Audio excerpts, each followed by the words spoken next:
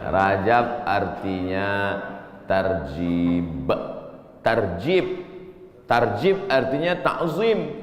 Ta'zim artinya agung, tinggi, hebat.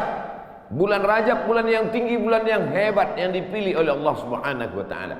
Amal yang paling afdal di bulan Rajab adalah amal yang paling mulia. Apa amal yang paling mulia?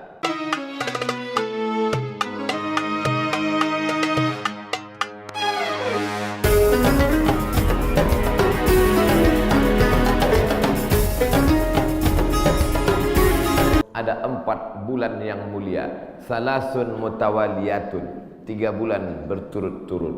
Zulqa'dah, Zulhijjah, Muharram. 1 terpisah, ma baina Jumada wa Sya'ban, terletak antara bulan Jumadil Akhir dan Sya'ban. Itulah dia disebut dengan bulan Rajab. Makanya Nabi berdoa khusus bulan Rajab, Allahumma barik lana fi Rajab wa Sya'ban.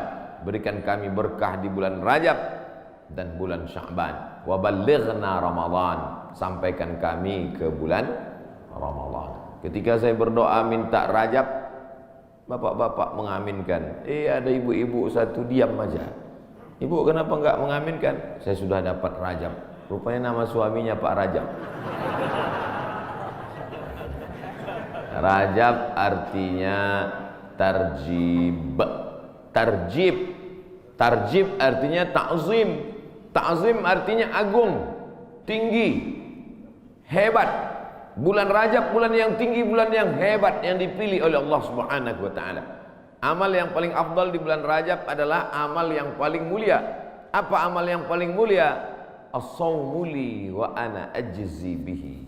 Puasamu itu untukku, aku yang memberi balasannya.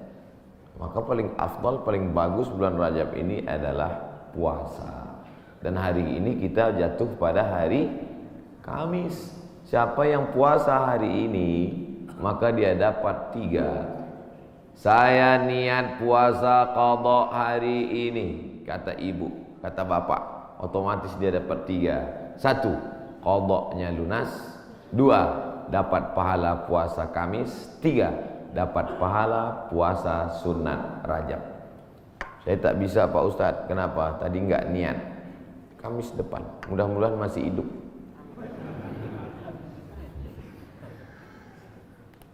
Kenapa Ustaz cerita qadha di bulan Rajab? Karena yang kemarin mau diqadha Ramadan tahun lalu belum jadi mengqadha. Faman kana minkum maridan, siapa yang sakit, au ala safarin atau musafir, fa iddatum min ayyamin ukhar, ganti di hari yang lain. Ramadan kemarin ada tinggal puasanya, ketika mau diganti di bulan Syawal tidak jadi. Pernah pas mau diganti tidak jadi. Kenapa? Kue hari raya nggak habis-habis. Mau diganti di bulan Zulqa'dah tak sempat. Di bulan Zulhijjah mau diganti, daging kurban tak habis-habis. Kaki sapi 1 ekor dalam freezer. Akhirnya inilah kesempatan paling hebat kalau mau mengganti puasa. Tapi kalau cerita masalah ganti puasa pasti ingatnya ibu-ibu. Karena yang hamil ibu-ibu, yang menyusukan anak ibu-ibu. Makanya Ustadz selalu mengatakan ibu-ibu, kalau mau ganti bulan puasa yang tinggal kemarin bagusnya di bulan Rajab.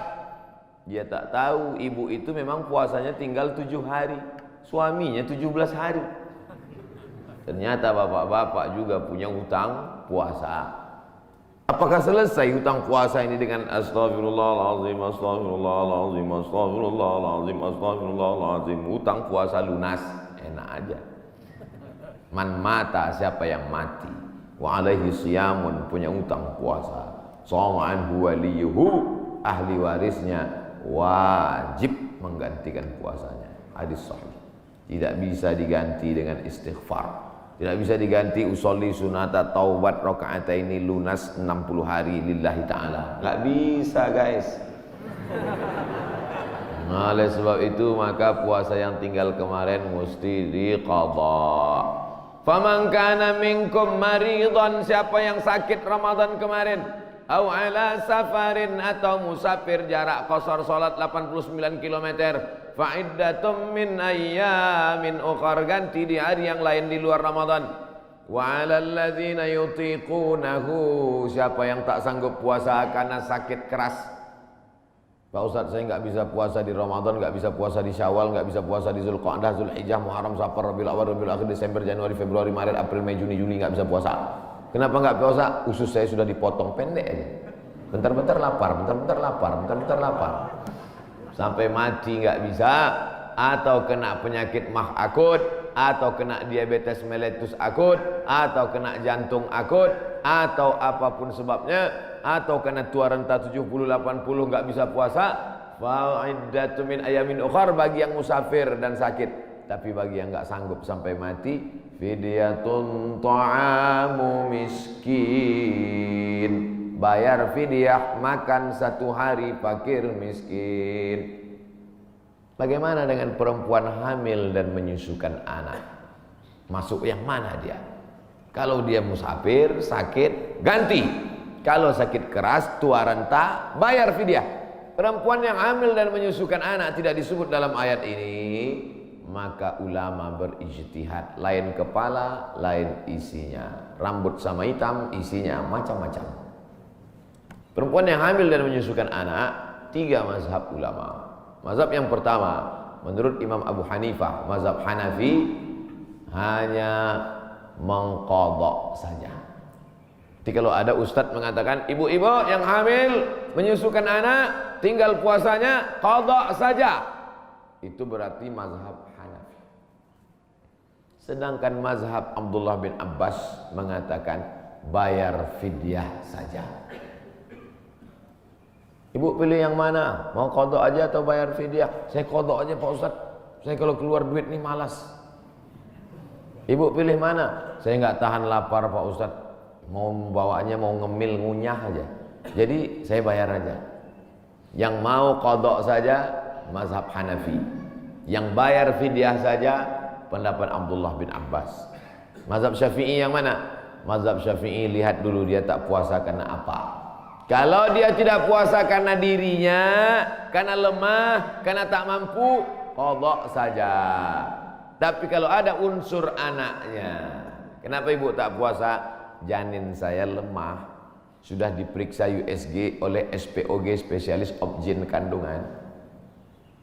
Katanya janin lemah, ibunya sehat tapi janinnya lemah. Maka kalau sebab anaknya dia tidak puasa, maka dia kena 2 double, bayar fidyah dan puasa qadha. Laki-laki mesti tahu.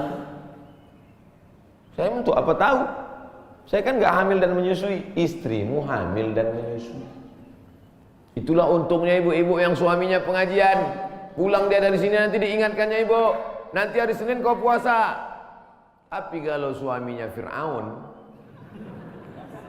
ibu sedang puasa pun disuruhnya buka puasa. Apa itu puasa? Bapak Ibu yang dimuliakan Allah, ar-rijalu qawwamuna 'alan nisa. Berapa banyak puasa ibu, maka suami ikut bertanggung jawab. Kenapa? Karena istrinya itu tidak puasa gara-gara suaminya. Coba kalau kau tengok saja istrimu itu. Oleh sebab itu maka tanggung jawab luar biasa di hadapan Allah Subhanahu wa taala. Itulah maka saya sampaikan subuh ini tentang pentingnya mengganti puasa di bulan Rajab. Karena ini salah satu kemuliaan, dapat double 2 pahala yang diberikan Allah Subhanahu wa taala. Masih ada kesempatan 13 hari lagi. Kalau mau diqadha pakai puasa Nabi Daud, bagus. Yasumu yauman wa yuftiru yauman. Puasa ini bagus karena saluran darah kita ini mampet. Saluran darah ini sama seperti saluran air. Karena di dalamnya banyak lemak-lemak, banyak kolesterol, akhirnya tersumbat. Coba hidupkan keran air kencang, tapi pipanya digulung. Kerannya kencang, pipanya digulung. Apa yang terjadi? Pam! Pecah pembuluh darah. Oleh sebab itu salurannya mesti bersih. Bagaimana membersihkan saluran air? Ada serbuk yang menghilangkan minyak-minyak. Bagaimana cara membersihkan saluran darah? Maka bakteri-bakteri, kuman-kuman, penyakit-penyakit, kolesterol bisa habis bersih. Kenapa? Diri memakan diri sendiri. dengan menahan makan minum selama dari pagi sampai petang. Makanya orang kalau cek darah dia nggak boleh makan minum. Saya dulu ketika cek dari ujung rambut sampai ke ujung kaki, Ustaz Somad besok medical check up, datang jam 10 pagi ke rumah sakit. Baik Pak Dokter, tapi syarat darahnya harus bersih. Gimana cara membersihkan darah Pak Dokter? Dari pagi sampai cek darah jangan makan berat, jangan sampai masuk nasi uduk, ayam penyet, ayam patah, ayam mati, ayam supaya darahnya bersih. Baru saya paham, rupanya membersihkan darah dengan tidak memasukkan makanan. Tapi itu bonus dari Allah. Dengan banyak puasa tubuh sehat, dengan banyak puasa badan sehat, dengan banyak puasa tidak ada kolesterol darah tinggi, diabetes mellitus dan kawan-kawannya. Dengan banyak puasa, banyak perempuan-perempuan sekarang rajin puasa, niatnya bukan lillahi ta'ala, diet ta'ala. Itu diet itu bonusnya, hadiah dari Allah Subhanahu wa taala. Tetapnya niatnya tetap nawaitu shauma qadha'in, saya berniat besok puasa qadha lillahi ta'ala. Adik-adik mahasiswa, mahasiswi bagus banyak puasa, hemat belanja. Bagus puasa. Wa antasumu khairul lakum, dengan banyak puasa itu lebih baik bagimu. Begitu kata Allah Subhanahu wa taala. Habis bulan Rajab, saya nggak bisa puasa Pak Ustaz. Kenapa kau tak bisa puasa? Dokter ngasih tahu Bapak jangan puasa. Kalau puasa mati. Jangan puasa. Ngadu si Bapak ke ibu. Bu, tadi dokter ngasih tahu saya nggak boleh puasa. Kenapa Bang? Karena kalau puasa mati. Abang mati aja lah. Tak boleh pilih mati.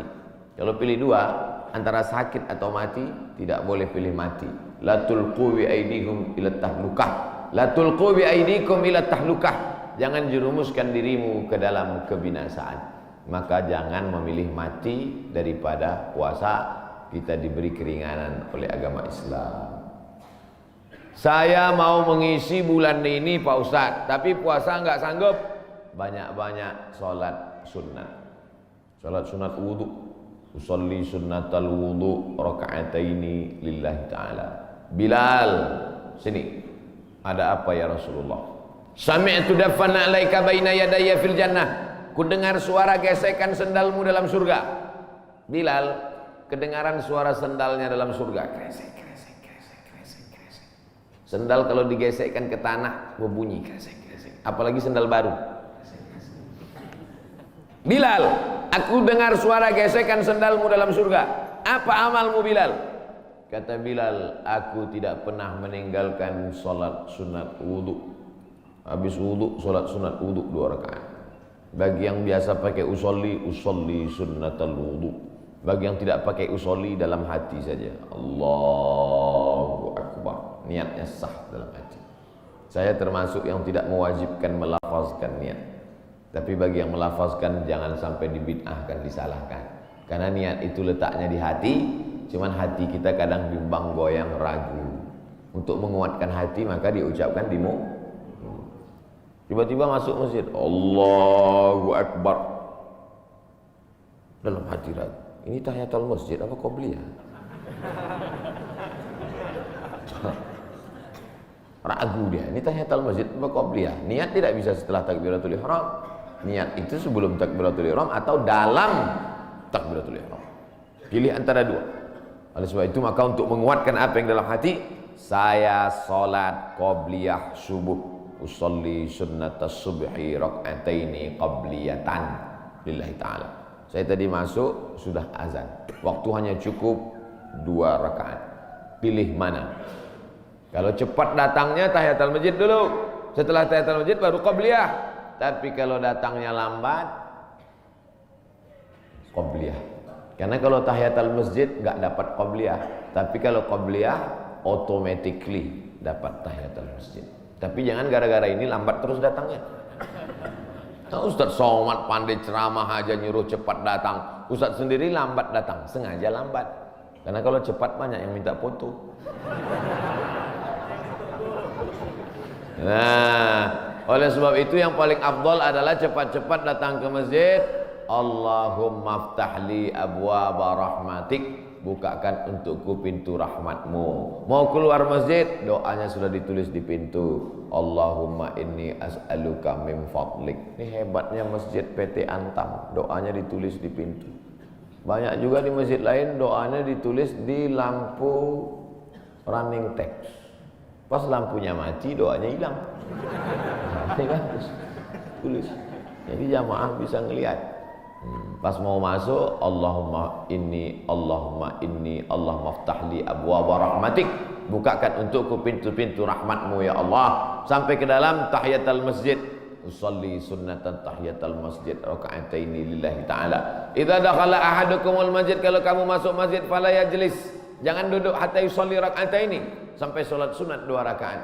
Tahiyatul masjid, qabliyah, ba'diyah, salat sunat wudu, salat sunat du'a, salat sunat isyraq, salat sunat awabin, salat sunat tasbih. Perbanyak salat sunat. Saya semua udah Pak Ustaz. Apa yang belum? Salat sunat mutlak. Ada salat sunat yang terikat waktu, doa. Ada salat sunat yang terikat momen, tahiyatul masjid. Ada salat sunat yang tidak terikat apa-apa. Salat sunat aja 2 rakaat. Enggak ada angin, enggak ada hujan, salat sunat aja 2 rakaat. Kau salat sunat apa tadi? Salat sunat aja 2 rakaat. Mana ada salat sunat aja? Salat sunat tidak terikat dengan apapun, namanya mutlak. Mutlak artinya lepas, tidak terikat dengan apapun. Syukur kepada Allah Subhanahu wa taala. Suatu ketika Nabi bertamu ke rumah sahabat. Sampai di rumah sahabat dikasih makan, dikasih minum, dijamu dengan jamuan luar biasa. Setelah itu dia salat sunat 2 rakaat. Salat sunat apa namanya? Kan enggak mungkin usolli sunnatan 2 rakaat karena sudah dikasih makan enak lillahi taala. Enggak ada. Makanya kita kadang salat sunat aja 2 rakaat sebagai ungkapan syukur kepada Allah. Cara bersyukur subhanallah, betul. Cara bersyukur berzikir banyak selawat, betul. Tapi syukur yang paling bagus adalah dengan salat. Salat sunat aja 2 rakaat. Aku salat sunat 2 rakaat karena bersyukur kepada Engkau atas nikmat yang begitu hebat, yang begitu banyak. Abang tadi salat sunat? Iya, salat sunat apa? Syukur. Hari ini kau enggak? Lauknya enggak enak. Oh, enggak bisa begitu. Nikmat ini bukan cuma makanan enak, hidup nyaman juga nikmat. Tinggal di komplek ada masjidnya juga nikmat. Tinggal di lingkungan yang mengingatkan kita kepada Allah. Berapa banyak orang kerjanya mantap, tapi sholat gak bisa. SMS ke saya, meleleh air mata baca SMS-nya. Ustaz Somad, apa hukumnya sholat di WC? Hah? Ente mau ngetes saya apa gimana nih? WC kan najis, tempat setan, kotor. Menyebut nama Allah aja nggak boleh. Allahumma inni a'udzubika minal khubuthi wal khaba'is. Mau masuk WC, ya Allah lindungi aku dari setan jantan dan setan betina. Setan jantan di sana, setan betina di sana. Ketemunya di mana? Di WC. Dia bilang apa hukumnya sholat di WC. Saya sangka mau ngetes saya. Ternyata memang betul, dia kerja di luar negeri, supervisor pengawasnya tidak mengizinkan permisi sholat. Akhirnya dia masuk ke WC yang agak lapang, dia bentang kain, sholat di dalam. Hanya untuk mencari makan, Bapak, Ibu. Luar biasa nikmat, bisa kerja di Pomalaa. Betul?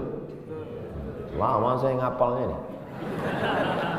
Bisa kerja nyaman, masjidnya besar, ibadah tidak dilarang, pengajian dihadirkan ustaz. Inilah nikmat yang paling besar. Fabi ayyi ala'i rabbikuma tukadziban. Nikmat apa lagi yang kau dustakan? Keluar dari komplek pemandangannya indah, memandang ke tepi jalan, lautan terhampar. Kata orang, saya enggak lihat tadi malam gelap. Kurang apa lagi, nikmatnya besar. Ikannya segar-segar, mantap-mantap, duriannya enak. Kau tahu Ustaz tadi malam makan durian. Oleh sebab itu maka syukur kepada Allah. La in syakartum la azidannakum wa la in kafartum. Tapi kalau kau kufur, tidak kau syukuri nikmat ini, inna azabi lasyadid. Azabku itu amat sangat menyakitkan. Jangan sampai setelah azab datang barulah meleleh air mata. Astagfirullah. Di rumah sakit terbaring. Disuapkan sama istrinya bubur jagung. Dulu waktu sehat kemana aja. Kalau ada orang udah sakit baru petik tasbih, biasa. Kalau ada orang ketika sudah pensiun baru berzikir, biasa. Tapi ketika waktu sedang badan sehat, rezeki banyak, ada jabatan, rajin ibadah, wah, luar biasa. Nih masyarakat PT Antam nih luar biasa, betul. Tapi yang datang nih memang masyarakat lingkungan sini. Alhamdulillah. Karena saya pernah juga ceramah di komplek usaha. Ketika masih kerja aktif ke masjid baru luar biasa. Selesai ceramah dikasih, mohon maaf Pak Ustaz, yang datang tadi masyarakat dari luar. Bapak Ibu yang dimuliakan Allah Subhanahu wa taala. Ini kenikmatan ini kalau dicabut oleh Allah Subhanahu wa taala, Allah itu luar biasa. Allah kalau mau mematikan orang cukup saja dia katakan innama amruhu idza arada syai'an ayaqula lahu kun, mati. Kenapa orang yang minum khamar tidak mati? Kenapa orang yang berzina tidak mati? Kenapa orang yang makan riba tidak mati? Karena Allah itu bismillahirrahmanirrahim. Allah itu sayang, dibiarkannya dulu. Malaikat itu sudah gergetan malaikat, mau cabut aja, jangan, kata Allah Taala, jangan, biarkan dia mabuk-mabuk dulu, biarkan. Nanti baru kau celupkan dia ke neraka jahanam. Innallaha la yumli lidzalim. Allah sengaja mengulur kepada orang-orang yang zalim itu. Orang-orang yang zalim, yang aniaya terhadap dirinya, yang berzina, yang minum khamar, yang mabuk, yang makan riba, yang biarkan dia, biarkan. Sampai apa? Sampai dia bertobat. Kalau tidak juga, hatta idza akhadhahu lam yuflithu, sehingga Allah menurunkan azab tidak tanggung-tanggung langsung. Jadi jangan heran kalau ada orang enggak sholat, rumahnya besar, enggak sholat, mewah hidupnya. Sesungguhnya dia sedang dimainkan Allah Ta'ala. Inna kaidi matin, tipu dayaku amat sangat kuat. Cuman kadang orang ini enggak paham cara pikir Allah SWT. Cara pikir ibu aja kadang anak enggak paham. Anak umur 5 tahun minta pisau, jangan, nanti tangan kau luka. Tapi ketika kita memahami Allah, yang kita ikut ini, kita ikut Allah atau Allah ikut kita? Kita ikut Allah. Ini banyak orang sekarang Allah dia suruh ikut dia. Ya Allah, berikanlah aku gaji yang banyak, kau ikut aku, jangan sampai aku ikut engkau. Loh, sebenarnya yang Tuhan ini aku, apa kau kata Tuhan? Kita yang ikut Allah. Makanya kita ini disebut muslim. Muslim artinya berserah diri kepada kehendak Allah, bukan Allah yang ikut kita. Kadang banyak kita paksa Allah untuk ikut kita. Kita berdoa sesuai dengan request kita. Kalau kita Allah nggak kasih, lalu kita marah sama Allah. Ente siapa, kata Allah. Makanya kita serahkan kepada Allah. Tapi kita kalau berdoa tetap minta apa yang kita minta. Jangan gara-gara ini nanti, ya Allah pagi ini aku nggak berdoa apa-apa, terserah oleh Allah. Mau kasih nggak apa-apa. Oh jangan. Nabi malah kalau berdoa sebut nama. Allahumma a'izzal islama bi umarain. Ya Allah kuatkan Islam ini dengan 2 Umar. Waktu itu ada 2 Umar yang paling hebat, paling gagah, paling perkasa di Makkah. Satu Umar bin Khattab, satu Umar bin Hisham. Umar bin Khattab, Umar bin Hisham. Ya Allah, Islam ini akan kuat kalau 2 orang ini masuk Islam. Masuk Islamlah 2 orang ini, ya Allah. Umar bin Khattab atau Umar bin Hisham. Saya sebut Umar bin Hisham, banyak bapak ibu nggak kenal. Tapi kalau saya sebut nama kerennya, Umar bin Hisham, Abu Jahal. Makanya kalau kenalan sama orang jangan cuma tanya satu nama, tanya nama satu lagi. Banyak orang ini namanya macam-macam. Nama siapa? Abdul Somad. Di Facebook Anton. Enggak, nama saya di mana-mana tetap Abdul Somad. Nama Abdul Somad, Instagram Abdul Somad Official. Cuman mau ngasih tahu aja supaya di follow. Bapak Ibu yang dimuliakan Allah Subhanahu wa taala. Jadi kalau masih bisa sehat, beribadahlah. Karena sampai masanya nanti udah sakit nggak bisa beribadah. Parahnya lagi, sudah sakit pun nggak ke masjid juga. Makanya walaupun sakit datanglah ke masjid. Nggak bisa sholat di depan, sholat di belakang. Malu sholat di belakang, di emperan. Nggak bisa juga sholat, kasih tahu biar kami sholatkan. Jangan segan-segan. Bapak Ibu yang dimuliakan Allah Subhanahu wa taala. Saya Pak Ustaz nggak bisa puasa, sholat sunat. Sholat sunat pun nggak bisa Pak Ustadz. Baca Quran. Duduk, nggak bisa tegak, nggak bisa rukuk, nggak bisa sujud. Buka Quran. Bismillahirrahmanirrahim. Tapi katanya baca Quran auzubillah Pak Ustadz. Oke. A'udzubillahi minasyaitonirrajim. Bismillahirrahmanirrahim. Ya ayyuhan nas, wahai manusia, ittaqu rabbakum, takutlah kamu kepada Allah. Inna zalzalatas saati syai'un azim. Sesungguhnya bumi akan bergoncang dan hari itu kiamat terjadi, azabnya amat sangat kuat. Membaca itu ketakutan, langsung pulang ke rumah sedekah. Berapa? 500 perak. Jadilah daripada sebelumnya hatinya tertutup. Itulah orang-orang ketika dibacakan ayat kepadanya, zadathum imana, bertambah imannya. Surat Al-Hajj. Apa ayat yang kau lihat? Sesungguhnya saat itu Allah sedang menegur engkau. Wa taran nasa sukara, kau lihat manusia waktu itu seperti mabuk. Wa mahum bisukara, mereka bukan mabuk. Jalan sempoyongan mau tumbang di atas bumi. Mereka mabuk? Bukan. Kenapa mereka tidak mabuk? Walakinna adzaballahi syadid. Tapi saat itu azab Allah amat sangat menyakitkan. Sempoyongan jalan macam zombie. Kenapa? Karena kerak bumi waktu itu tercabut. Kita sekarang kan bisa tenang ini karena kerak bumi ini bisa normal. Kerak bumi ini ada pakunya. Sampai masanya pakunya itu copot. Apa pakunya? Wa takunul jibalu kal ihnil manfush. Waktu itu paku-pakunya gunung-gunung seperti bulu kambing dihembus angin. Ada kalanya Allah menyebut kal ihnil manfush. Ada kalanya disebut kal farashil mabthus. Seperti rayap yang berterbangan. Seperti nyamuk yang berterbangan. Habis semuanya. Kalau Gunung Bromo, Gunung Kidul, Gunung Merapi, Gunung Kelut seperti rayap yang berterbangan, lalu kita seperti apa? Kalau ada tetangga bapak yang sombong, yang angkuh, ambil rayap, hembuskan ke mukanya. Begitulah nanti saudara. Kalau Gunung Kidul, Gunung Bromo, Gunung Merapi seperti rayap, lalu kau seperti apa nanti di hadapan Allah? Dua kemungkinan, dia taubat atau makin ngamuk. Kita ini nggak ada apa-apanya. Yang disombongkan itu apa? Yang diangkuhkan itu apa? Maka mesti banyak-banyak ibadah. Itu yang akan dibawa menghadap Allah Subhanahu wa taala. Tadi malam ada yang ngirim ke grup WhatsApp. Percakapan antara ayam dan anaknya. Bapak Ibu udah dapat? Apa kata anak ayam? Mama, kenapa manusia itu hebat ya? Namanya macam-macam setelah lahir ke dunia.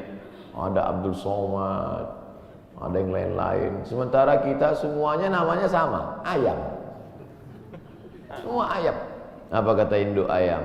Gak apa-apa nak. Mereka memang namanya mantap-mantap. Tapi setelah mati semuanya namanya satu, mayat. Beda sama kita.